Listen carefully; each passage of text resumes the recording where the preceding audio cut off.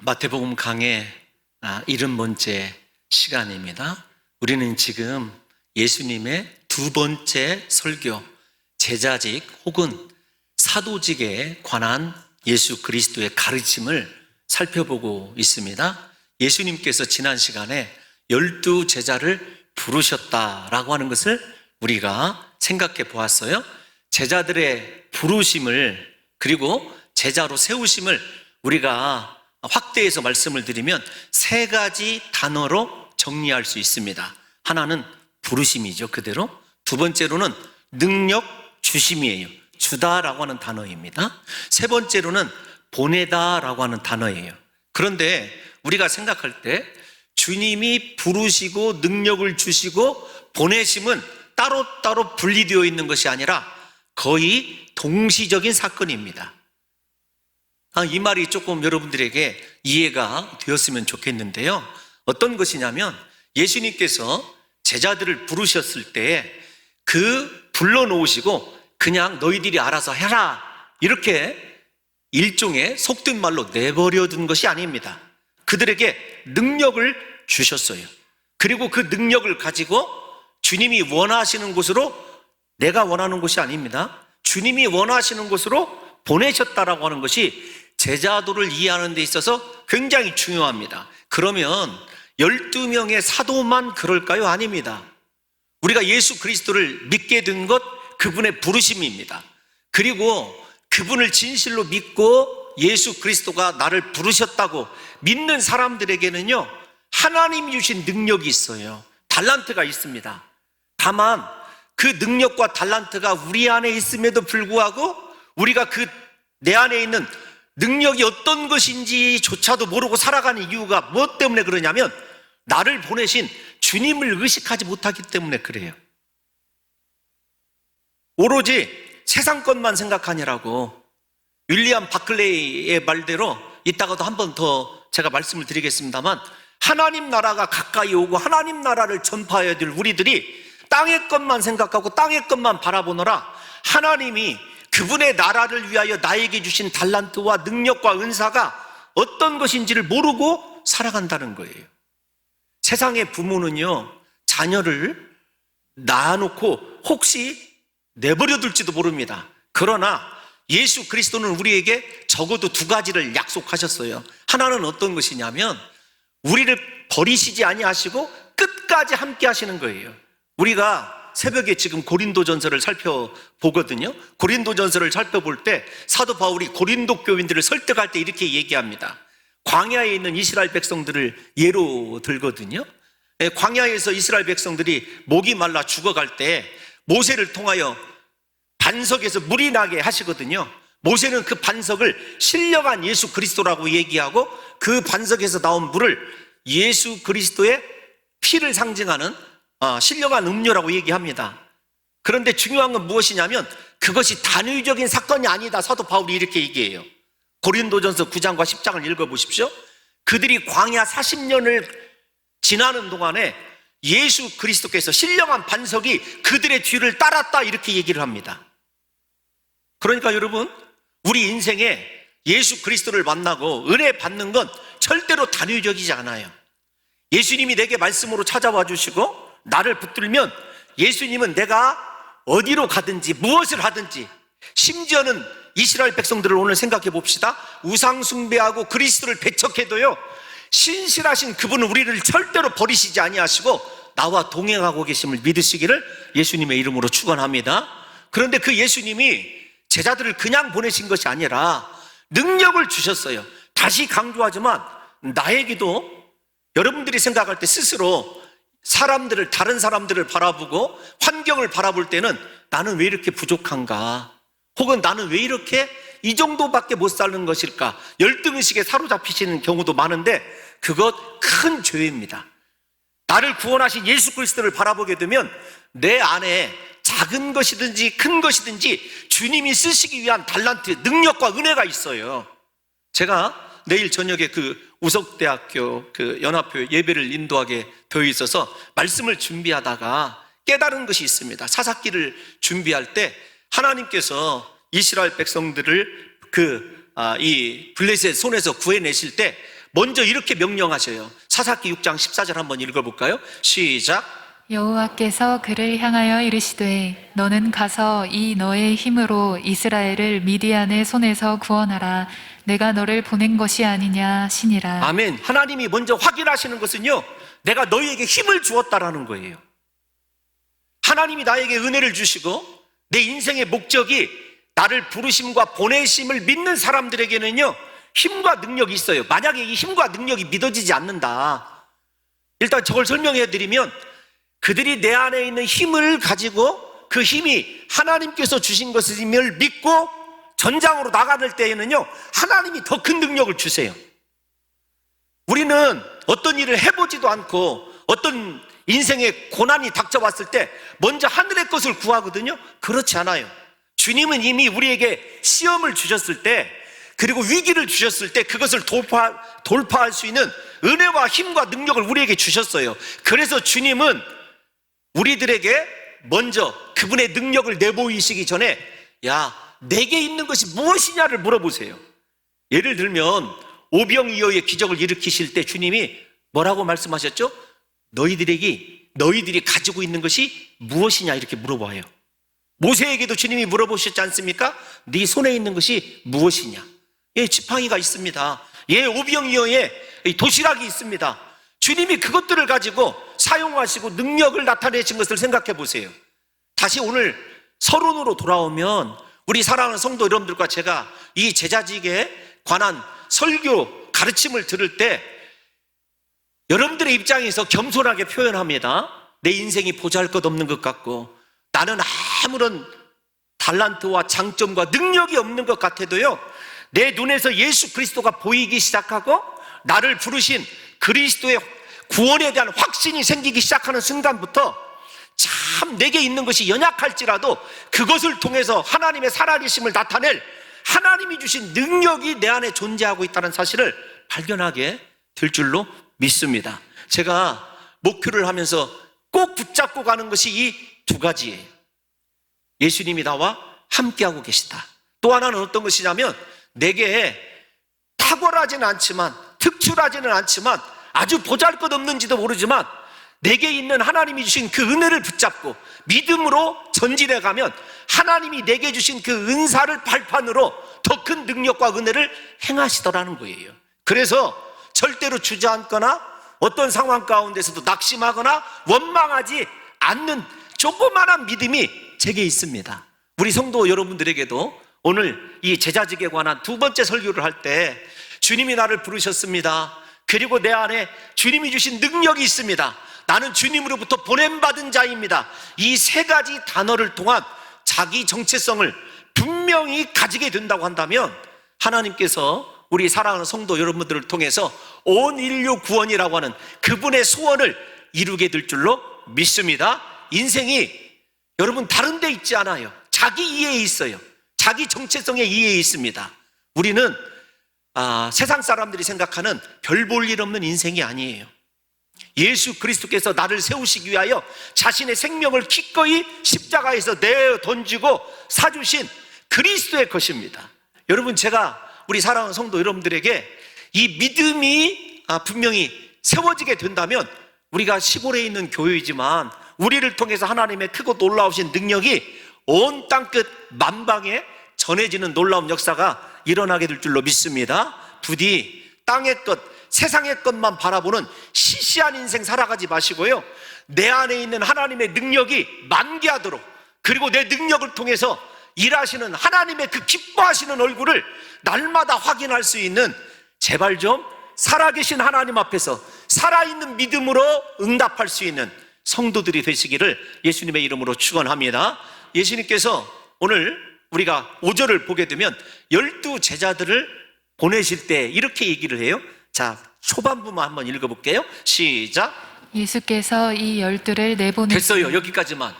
내보내시다라는 말은 아주 강권적인 말이죠. 보내다라는 말이 순한 말 아니겠습니까? 내보내다 이렇게 얘기해요.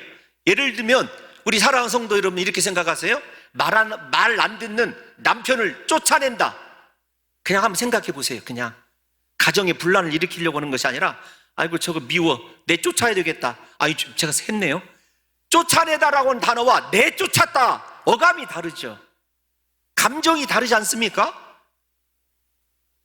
아니 좀 공감이 되었으면 좋겠는데. 아니, 사랑하는 성도 여러분, 집에서 쫓김 당하는 것이 일상이어서 그게 굳어진 것은 아니죠. 다시요, 쫓아냈다는 말과 내쫓아냈다, 그냥 보내신 것이 아니라 내보내셨다는 말은 긴박하고 주님이 아주 강권적으로 우리에게 강요하고 있는 거예요. 그런데 중요한 건 12명 모두를 내보내신 거예요. 베드로만 보내신 것이 아니라, 기적을 체험한 야곱과 요한을 보내신 것이 아니라, 자기 자신을 팔 가룟 유다까지도, 그리고 자신의 어떤 혈기와 자신의 탁월한 능력으로 일하는 시몬, 열심당한 시몬까지도 주님이 다 보내신 거죠. 12를 모두 다 보내셨어요. 그렇다고 한다면 우리가 생각해야 될 것이 있죠. 이 세상 살아가면서 주님께 부르심 받은 우리가 하나님께 보내심 받았다라고 하는 이 사실은요, 부인해서는 안 된다는 거예요. 주님은 우리를 부르시고 예외 없이 목사인 저도 여러분들을 향한 목회자로 보내셨고요, 여러분들은 여러분의 가정과 여러분의 일터와 여러분들의 만나는 사람으로 보냄받은 우리가 선교사들이에요. 우리가 사도들입니다. 그래서 이 말씀을 듣고 우리 사랑하는 성도 여러분들이 선교사로 헌신하면 더 기쁘겠지만, 선교사로 헌신하지 않고 내가 세상 가운데 보냄받은 존재이기 때문에 거룩한 소금이 되고 거룩한 빛이 되어서 예수 그리스도를 믿지 않는 자들에게 내가 보냄받은 자이고 구원받은 자이고, 내 안에는 하나님의 신령한 은혜와 내가 주의 영광을 위하여 살아갈 때 내 안에 하나님께서 사용하실 놀라운 보배로운 능력이 있는 존재라고 하는 사실을 깨닫고 믿음의 새로운 정체성을 회복하시기를 예수님의 이름으로 축원합니다. 두 번째 우리가 생각해야 될 것이 어떤 것이냐면, 예수님께서 제자들을 보내시는 범위, 지역을 한정해 주셨다는 거예요. 우리 6절 말씀과 7절 말씀 함께 읽어보겠습니다. 5절부터 다시 읽을게요. 목사가 이 모양이에요. 시작. 예수께서 이 12를 내보내시며 명하여 이르시되 이방인의 길로도 가지 말고 사마리아인의 고을에도 들어가지 말고 오히려 이스라엘 집에 잃어버린 양에게로 가라. 여기까지만 할게요. 가지 말고 이스라엘 집에 잃어버린 양에게로만 가라. 이 말씀을 듣는 순간에 우리에게서 드는 첫 번째 의문은 어떤 것이냐면, 예수님이 이방인들을 미워하시는가? 이런 생각이 들어요. 왜 저렇게 민족과 나라를 구분해서 이스라엘 집으로만 가라고 했는가? 당연히 드는 의문입니다. 저 말씀을 오해하면 안 돼요. 왜 그러냐면, 우리가 이미 8장과 9장에서 예수 그리스도께서 일으키신 10개의 기적 가운데 이방인에게 일으킨 기적이 대부분이에요. 예를 들면, 아니 대부분이라고 할 수는 없지만 생각해 보십시다. 로마 백부장의 믿음을 보셨어요. 그 다음에 거라시아 지방에 군대 귀신 들린 자를 고쳐주셨어요. 확대해 보면 가나안 여인인 수르보니게 여인의 믿음을 보시고 그의 딸을 고쳐주셨습니다. 예수님께서 이방 사람들 멸시하지 않으셨어요. 오히려 더 사랑해 주시고 그들을 귀히 여겨주셨죠. 그런데 왜 잃어버린 이스라엘 집으로 가라고 하는가? 이게 중요한 것 아니겠습니까? 일단 이것에 대한 표면적인 답을 제시를 하죠. 표면적인 답은 어떤 것이냐면 전도의 순서입니다. 우리 사도행전 1장 8절 한번 띄워놔 주세요. 사도행전 1장 8절을 보시면 전도의 순서라는 걸 우리가 알게 돼요. 자, 시작. 오직 성령이 너희에게 임하시면 너희가 권능을 받고 예루살렘, 온 유대, 사마리아 땅끝, 땅끝까지. 가장 가까운 곳에서부터 먼 곳이에요. 그러니까 예수님이 말씀하시는 것은 이방인들에게 복음을 증거하지 말아라라는 것이 아니라 이스라엘 집을 먼저 구원하라는 거예요. 우리로 적용하면 어디에서부터 우리가 복음화가 이루어져야 되냐면 가장 가까운 곳 가정이죠. 가정입니다. 그 다음에 여러분의 일터죠. 그 다음에 여러분들이 만나는 사람이죠. 그리고 세계 선교죠. 진짜 그리스도께 부르심 받은 사람은요, 그래서 가정에서 인정받는 사람이어야 돼요. 가정에서 빛과 소금이라고 인정받아야 됩니다. 제가 여러분들에게 너무 여러분 자주 얘기를 해서 참 은혜보다는 오히려 걸림돌이 될까 조심스럽기는 합니다만은 제 인생에 가장 행복한 순간들이 있습니다. 그 순간들 가운데 정말로 가장 많이 울어본, 행복해서 울어본 때는 어느 때냐면 우리 자녀들이 아빠 요새는 진짜 목사 같아.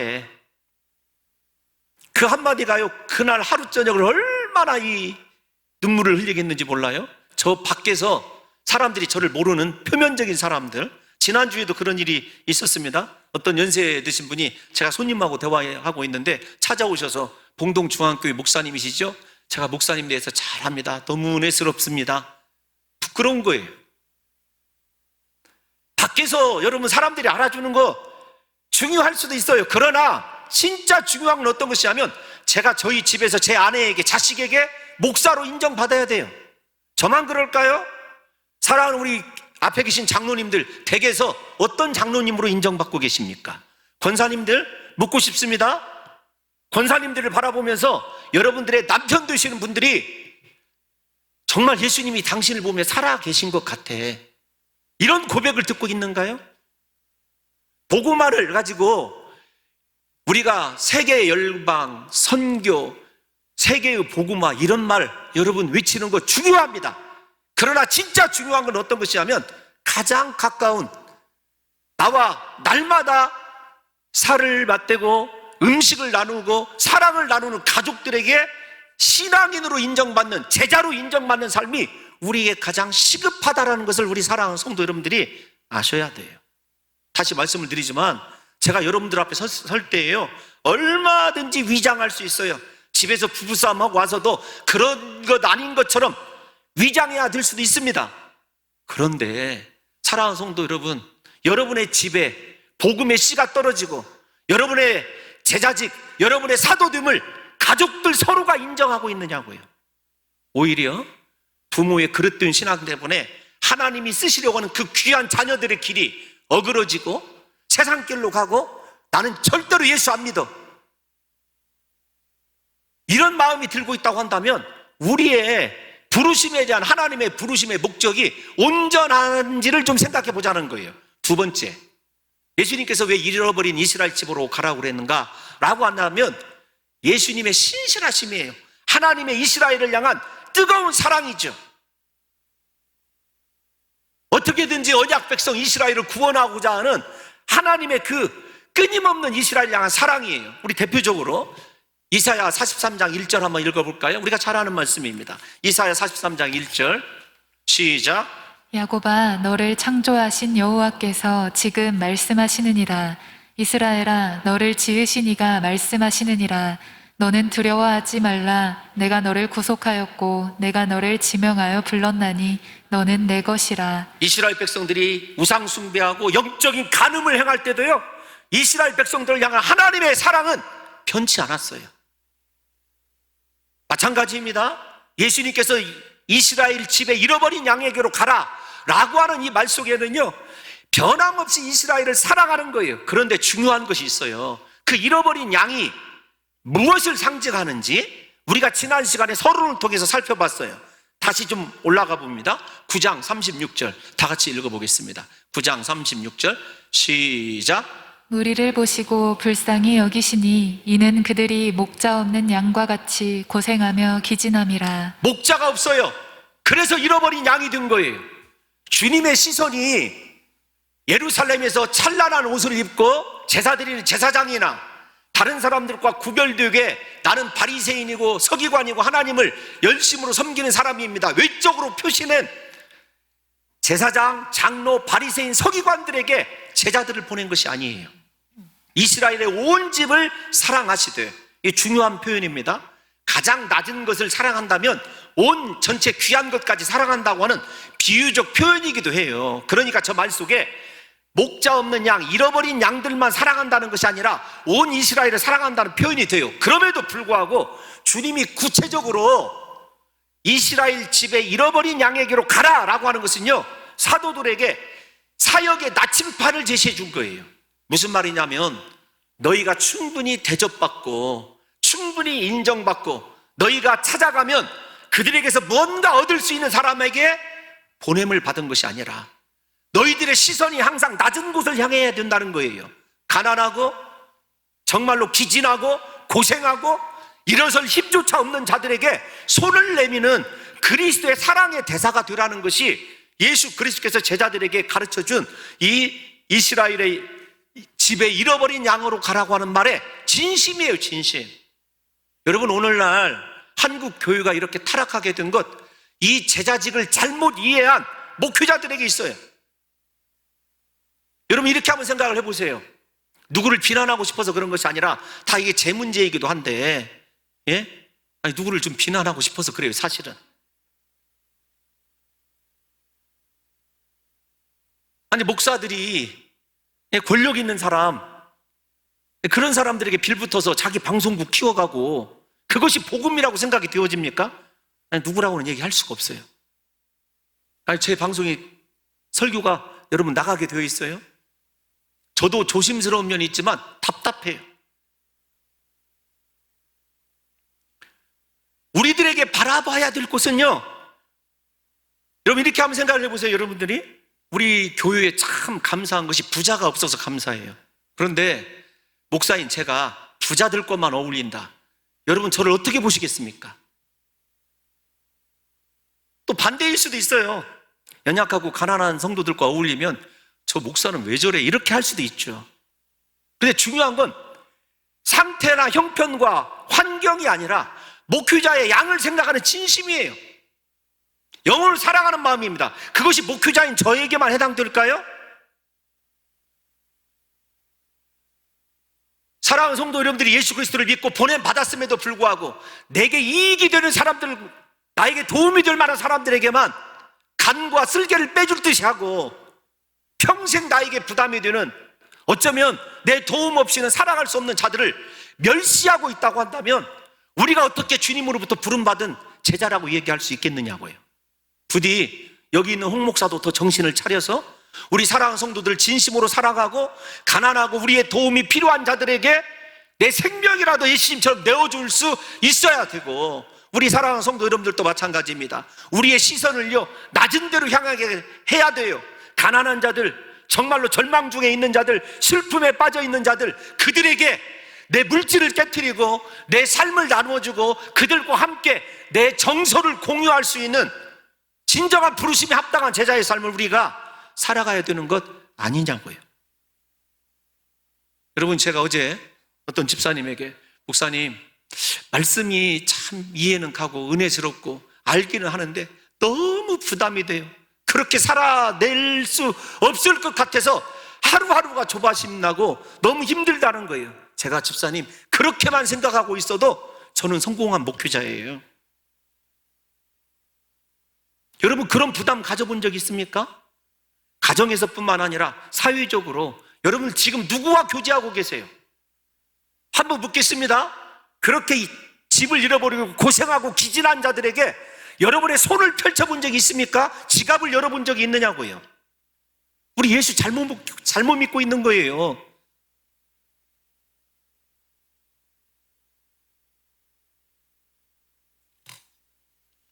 사랑하는 성도 여러분들과 저의 시선이 우리 교회가 앞으로도 마찬가지입니다. 왜 구제해야 되고 왜 선교해야 되는가? 가난한 자들은 항상 우리와 함께 있습니다.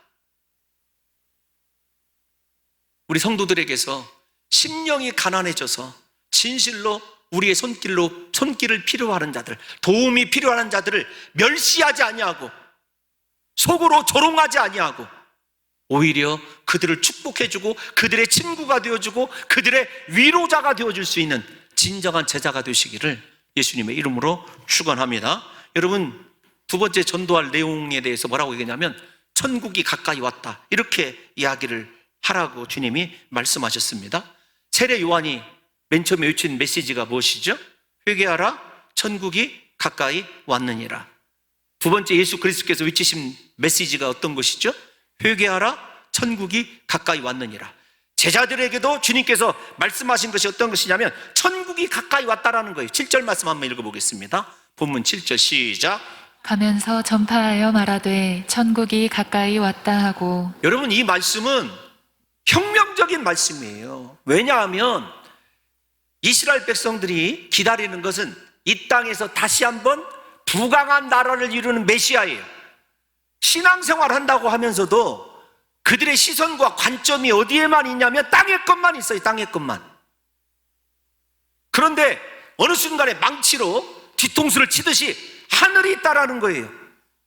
너를 창조하신 창조주가 있다는 것입니다. 하나님 나라를 기억하라는 거예요. 여러분, 이거 놀라운 일 아닙니까? 제가 앞에서도 말씀을 조금 드렸습니다만 윌리엄 바클레이라고 하는 위대한 주석가가 이 부분을 주석을 하면서 이렇게 얘기를 했어요. 뭐라고 얘기를 했냐면, 오늘날 크리스찬들이 죄에 넘어졌기 때문에 땅에 엎드려져 있고 그들이 보는 것은 땅이 전부이다. 여러분, 하나님 나라를 한 번이라도 의식하며 살아가고 있습니까? 천국에서 나의 수고와 나의 눈물을 닦아주실 예수 그리스도를 바라보며 살아가시느냐고요. 진짜 신앙생활 잘하는 사람, 그것이 어떤 것이냐면 헌신이 온전하고 충성이 하나님 보시기에 합당한 충성을 하는 사람들은요, 하나님 나라 기준, 하나님 나라를 바라보고 살아가요. 제가 모든 발인 예배 때마다 드리는 사도 바울의 고백이 있죠. 디모데후서 4장 7절 말씀, 선한 싸움을 싸우고 나의 달려갈 길을 마치고 믿음을 지켰으니 이후로는 나를 위하여 의의 면류관이 예비되었으므로. 사도 바울이 바라보는 것이 무엇입니까? 그토록 왜 고난을 당하고 수고를 합니까? 하늘에서 받게 될 면류관이 두 눈에 보이기 때문에 그런 것 아니에요? 천국이 가까이 왔다 외쳐야 될 제자들이 천국이 무엇인지도 모르고 하나님 나라를 한 번도 생각지 못하고 유대인들처럼 축복이 땅에서 좋은 직업, 좋은 집, 좋은 차 타고 떵떵거리며 살아가면 그것이 축복된 삶 아닙니다. 우리의 헌신이 온전해지기 위해서는요, 우리의 충성이 하나님 받으시기에 합당한 것이 되기 위해서는요, 내 살아가는 기준이 하나님 나라여야 되고 내가 바라보는 것이 하나님 나라여야 되고 내게 가까이 있는 것이 세상 것이 아니라 하나님 나라여야 되죠. 부디 우리 봉동중앙교회 성도들과 여기 서 있는 부족한 목사가 오늘부터 눈이 열어져 하나님 나라가 보였으면 좋겠어요.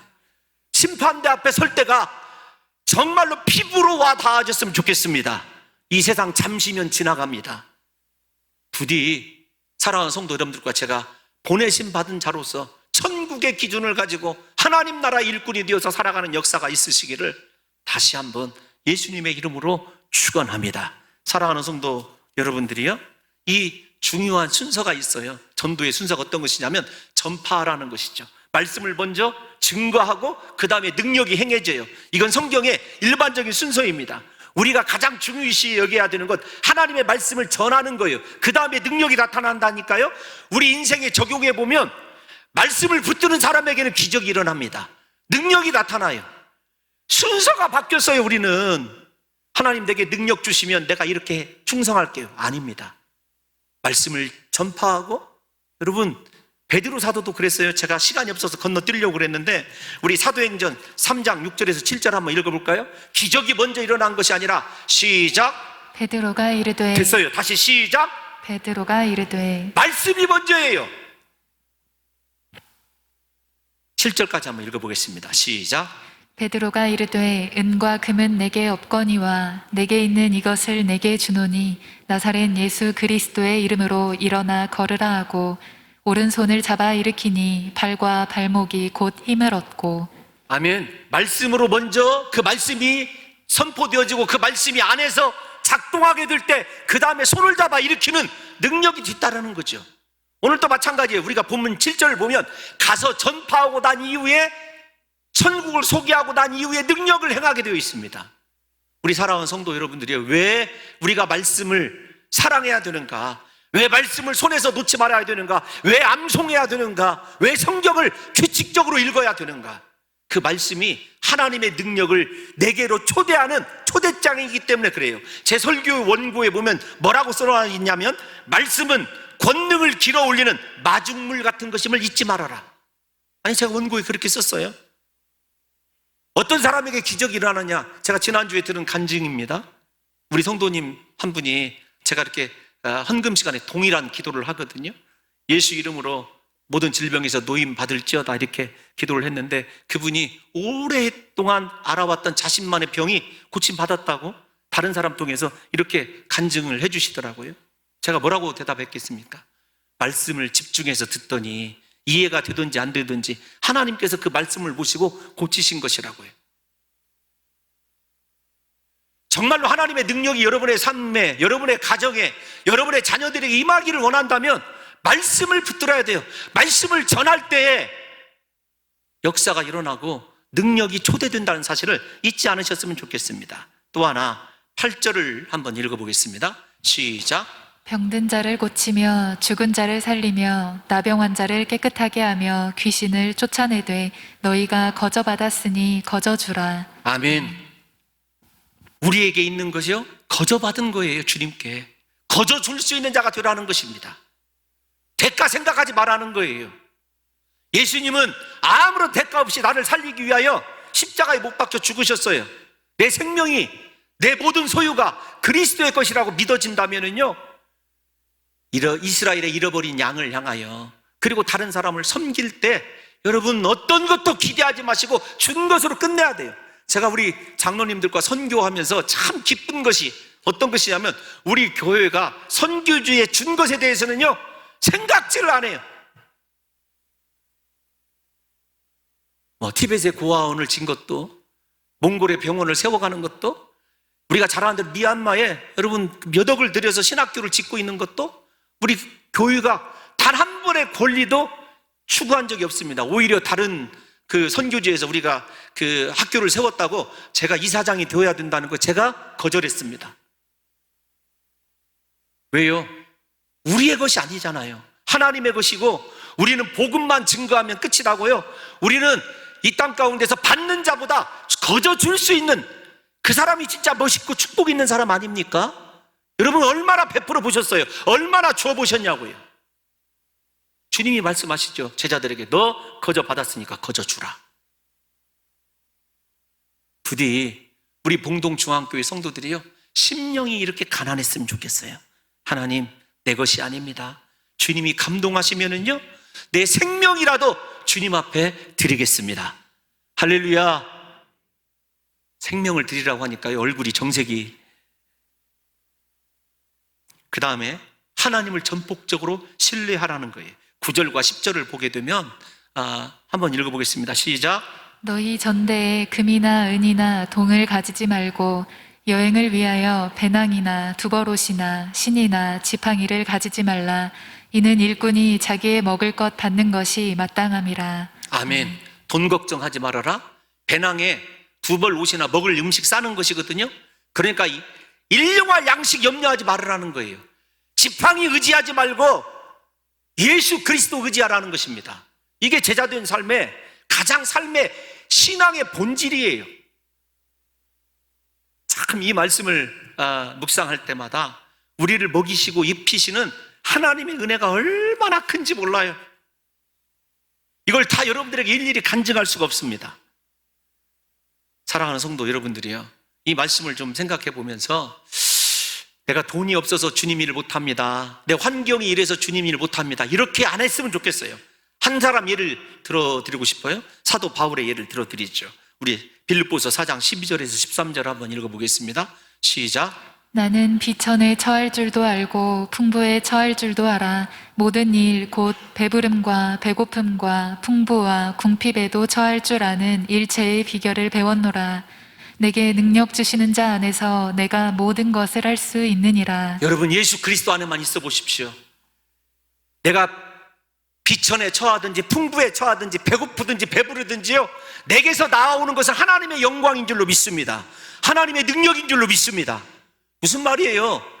하나님의 사람, 그리스도 안에서 살아가는 사람은요, 그분이 주신 능력 때문에 환경의 지배를 받지 아니에요. 제발 환경 탓, 사람 탓하지 마시고 내 안에 예수 그리스도를 의지하는 믿음 없음을 탓하시고, 우리 사랑하는 성도 여러분들이 주님 안에서 주님이 내게 부탁하시는 것, 감동 주시는 것 다 감당할 수 있는 진정한 축복의 사람들이 되시기를 예수님의 이름으로 축원합니다. 그래서 사도 바울이 빌립보서 4장 19절에서 이렇게 해요. 제가 참 좋아하는 말씀이거든요. 시작. 나의 하나님이 그리스도 예수 안에서 영광 가운데 그 풍성한 대로 너희 모든 쓸 것을 채우시리라. 아멘. 사랑하는 성도 여러분들이요, 하나님을 향한 선한 마음만 가지면은요, 여러분들이 일하고 싶고 사역하고 싶은 것, 하나님이 쓸 것 다 채워주실 줄로 믿습니다. 정말로 저는 너무나 저 말씀이 좋아요. 주여, 하고 싶은 이야기가 많죠. 주님이 우리에게 채우시는 그 기적을 이루 말할 수가 없습니다. 그 은혜는 이루 말할 수 없는 거예요. 왜 하나님의 그 은혜를 체험하지 못하느냐? 인생의 방향이 잘못 되었기 때문에 그래요.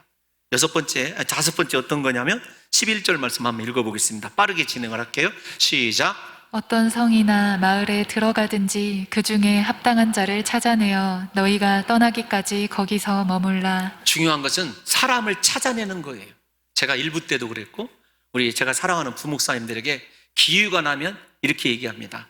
좋은 교회, 환경이 갖춰진 교회를 원하지 말아라. 하나님 내게 좋은 장로님 한 분만 만나게 해달라고 기도하라고 합니다. 띄워놔 주셔야 돼요. 왜 그러냐면 저기 합당하다라고 하는 단어가 헬라어로 번역을 해보면 온전히 헌신된 자, 하나님과 마음이 합한 자, 그런 뜻이에요. 목회자에게 상은요, 사람입니다. 제가 곰곰이 생각을 해봤어요. 목회하는데 혹은 선교하는데 인생에 필요할 때 내가 정말로 마음에 아무런 부담감 없이 전화할 수 있는 성도가 몇이나 될까? 내가 누구에게 선교사님을 보내면 네가 이 선교사를 좀 책임져 줘라 이야기할 수 있는 사람이 몇이나 될까? 목회자에게는 사람이 복이라니까요. 제가 다른 데 가서 우리 교회에 대해서 별로 자랑을 하지 않지만 지금 장로님들 만난 것은 참 자랑을 합니다. 사람을 만나면은요, 목표가 달라져요. 교회가 달라집니다. 제가 무슨 믿음이 있어서 우리 장로님들에게 장로님들이 하나만 되면요, 제가 더 목회 더 잘할 수 있어요. 이렇게 얘기했는지 저도 때로 생각해 보면 좀 제 스스로가 웃기기도 하고 그래요. 여러분 묻고 싶습니다. 제가 보잘것없는 목사이지만 여러분들은 저에게 어떤 분으로 존재하고 있어요? 일부 때는 안 물어봤어요. 제가 여러분들을 생각할 때 어떻게 생각할까요? 반대로 이렇게 한번 생각을 해보십시다. 제가 이게 좀 다른 이야기이지만 여러분들 스스로 지금까지 겪어왔던 목회자들 평가하고 판단하잖아요? 아니던가요? 우리 솔직해지십시다. 진실하게 판단하잖아요. 반대로 그 목사가 여러분을 생각할 때 여러분은 어떤 존재일까요?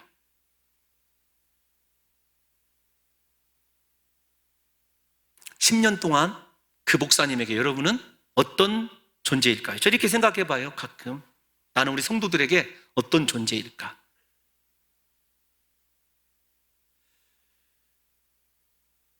사람을 생각할 때마다 눈물이 앞을 가리고 아파하는 우리 성도들, 가정에 문제가 있는 성도들 때문에 제가 살이 2kg가 빠져가고 실제적이에요.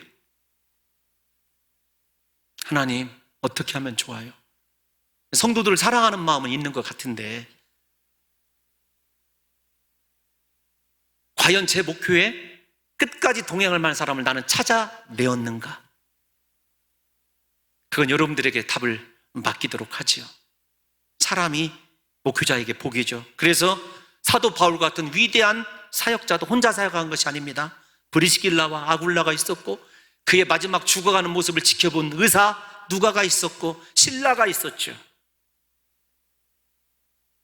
부디 사랑하는 성도 여러분들과 제가 주님 오시는 그날까지 서로에게 대하여 찾아낸 사람이 될 수 있기를 예수님의 이름으로 축원합니다. 제 소원이에요. 우리 성도들이 얼마나 이 연약한 목사들 보면서 시험에 들까 이런 생각을 하면 자다가도 잠이 오질 않아요. 그럼에도 좋은 장로님들 만나서, 아니 좋은 장로님들 만났다고 하는 것이 장로님들이 저를 좋은 차를 바꿔줬기 때문에 그런 것만은 아니에요. 그런 그 의도를 가지고 눈으로 의심의 눈으로 바라보면 안 됩니다. 행복해요. 뿐만 아니라 사람을 만날 때 환경을 바라보고 만나서는 안 됩니다. 그 집에 계속 머물러야 돼요. 가난하고 연약해도. 마지막 주신 권세가 어떤 것이죠? 평안을 빌라는 것입니다. 목회자의 놀라운 축복 권세가 평안이거든요. 근데 이 평안이 에이렌의 샬롬의 평안이에요. 예수님이 그 집을 다스리는 것, 예수님이 그 집에 임재하는 것을 얘기합니다. 목회자가 예수님의 임재를 비는 평안을 빌 때에 그 집에서 마귀의 저주가 끊어지고 질병이 떠나가고 모든 어려움들이 해결되는 역사가 일어나게 될 줄로 믿습니다. 예수 그리스도가 임하기 때문에 그렇죠. 그런데 중요한 건 그 평안을 받을 만한 그릇이 준비되어 있어야 된다는 거죠. 사랑하는 성도 여러분들에게, 만약에 그 그릇이 준비되어 있지 않으면 그 평안이 나에게로 와요. 그러니까 우리 사랑하는 성도 여러분들이 만약에 밉거나 여러분들을 아프게 하는 성도가 있거든요. 기도 시간에 축복을 많이 하세요. 그러면 누구를 축복하는 거예요? 나를 축복하는 거예요. 부디 이런 이기적인 기도가 아니고 진심으로 우리가 이렇게 축복해야 되지만, 사랑하는 성도 여러분, 제게 있는 권세가 있습니다. 그것이 어떤 것이냐면 바로 여러분들의 가정의 평안을, 여러분의 인생의 평안을, 그리스도의 다스림을 오게 하는 축복권, 특권이 있죠. 선포합니다. 여러분의 가정에 평안이 임하게 될 줄로 믿습니다. 예수 이름으로 명하노니 평안해질지어다. 여러분의 자녀에게서 질병이 떠나갈지어다. 여러분의 인생이 형통할지어다. 여러분, 이 평안이 있게 될 줄로 믿습니다. 마지막에 그 그릇이 복음을 듣지 못하면 소돔과 고모라보다 더한 심판에 처해진다는 거예요. 그러니까 제자로 부르심 받은 사람은요, 사람을 구원하고 축복할 수 있는 권리이자, 만약에 이 사람을 거부하는 그 사람들에게는 소돔과 고모라보다도 견디기 어려운 심판이 있는 거죠. 그러니까 우리 인생이 얼마나 사람에 대해서 중요한 인생인지 몰라요. 부디 저와 여러분들이 세상을 향하여 주님께서 귀히 여기시는 사람으로 보냄받은 자답게 모든 사람들에게 그리스도 예수의 평안과 축복을 줄 수 있는 진정한 사도로 남은 인생을 살아가시기를 예수님의 이름으로 축원합니다.